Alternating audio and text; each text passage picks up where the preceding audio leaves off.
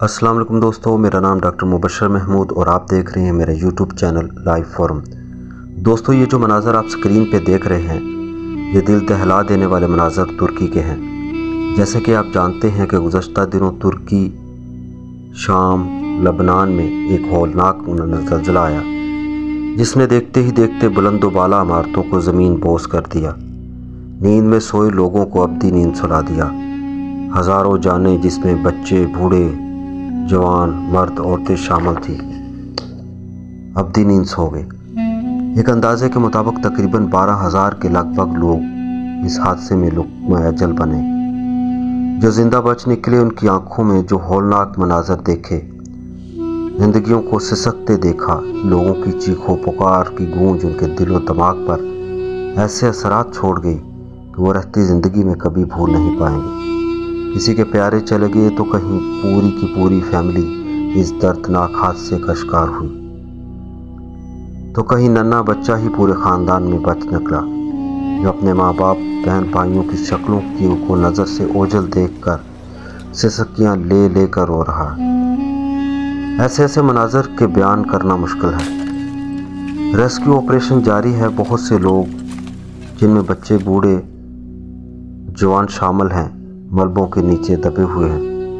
اللہ پاک سے دعا ہے کہ اللہ تعالیٰ ان کو بحفاظت باہر نکال دے اور اس حادثے میں زندگی کی بازی ہار جانے والوں کی مغفرت فرمائے، جنت میں ان کو اعلیٰ مقام عطا فرمائے اور ان کے لواحقین کو صبر جمیل، اجر عظیم عطا فرمائے اور زخمیوں کو جلد صحت یاب فرمائے۔ دوستو، اس زلزلے کی پیشن گوئی ایک ڈچ سائنٹسٹ نے چند دنوں پہلے کر دی تھی۔ ایسی ہی پیشن گوئی پاکستان اور انڈیا کے بارے میں کی گئی ہے کہ پاکستان اور انڈیا میں بھی اس قسم کے زلزلے آئندہ چند دنوں میں متوقع ہے۔ لیکن یہاں پر ایک سوال پیدا ہوتا ہے کہ ترکی، ایک ترقی یافتہ ملک، اس ناگہانی آفت سے نکلنے اور دوبارہ اپنے پاؤں پر کھڑا ہونے کی سخت رکھتا ہوگا۔ اس میں کوئی شک نہیں کہ ترکی کا بہت زیادہ جانی اور مالی نقصان ہوا ہے۔ انٹرنیشنل فورم میں ترکی کا ایک معتبر نام ہے۔ انٹرنیشنل لیول پہ بھی اس کو لوگ اس کرائسس سے نکلنے میں مدد کر سکتے ہیں۔ اس کے برعکس اگر اللہ نہ کرے پاکستان میں زلزلہ آتا ہے تو کیا پاکستان، جو پہلے سے ہی معاشی سیاسی بدحالی کا شکار ہے، جس کی اکانومی دن بہ دن بدتر ہوتی چلی جا رہی ہے، ڈالر ہے کہ اس کی اڑان تھمنے کا نام نہیں لے رہی، پاکستان کی ریزرو کم ترین سطح پر آ گئے ہیں، ملک ڈیفالٹ کے قریب ہے، لوگوں کا ذریعہ معاش ختم ہوتا جا رہا ہے، مہنگائی، بے روزگاری کا راج عام ہوتا جا رہا ہے، لوگ آٹے کے لیے دن بھر لائنوں میں لگے ذلیل و خوار ہو رہے ہیں، پیٹرول آہستہ آہستہ نایاب ہوتا جا رہا ہے، روزانہ کی بنیاد پر ڈالر باہر سے مغل ہو رہا ہے۔ ماضی قریب میں پاکستان سیلاب جیسی آفت سے دوچار رہا ہے۔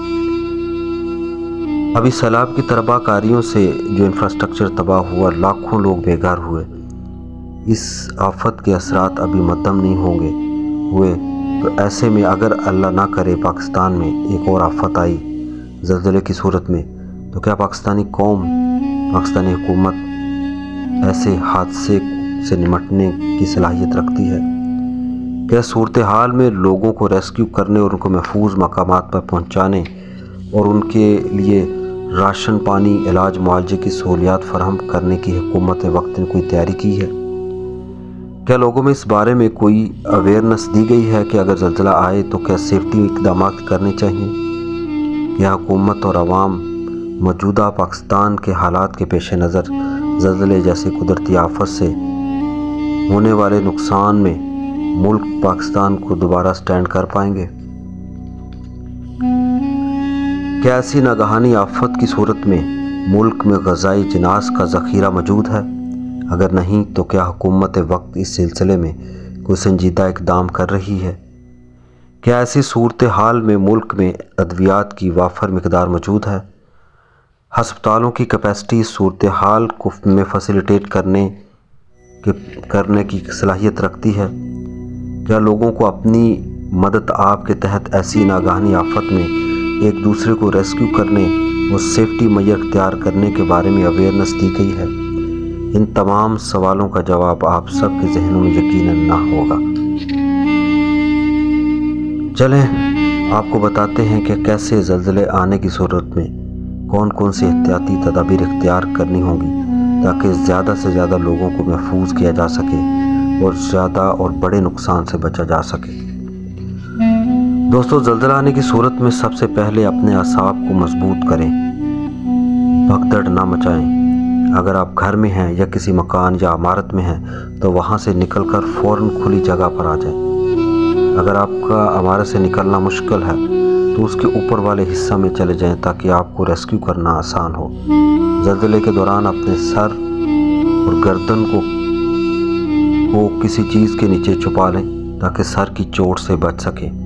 بچوں اور بوڑھوں کو جلدی سے کھلی جگہ پر منتقل کریں۔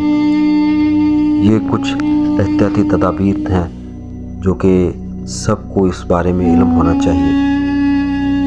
زلزلے کے دوران کسی بھی الیکٹرک وائر یا کسی بھی الیکٹرک سرکٹ کو ہاتھ مت لگائیں اور وینٹیلیٹ ایریا میں اپنے آپ کو منتقل کریں۔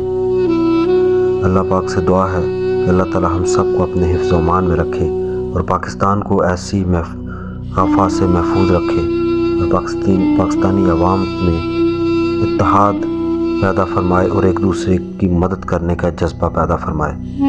اللہ تعالی ہم سب کا حامی و ناصر۔ پاکستان زندہ باد۔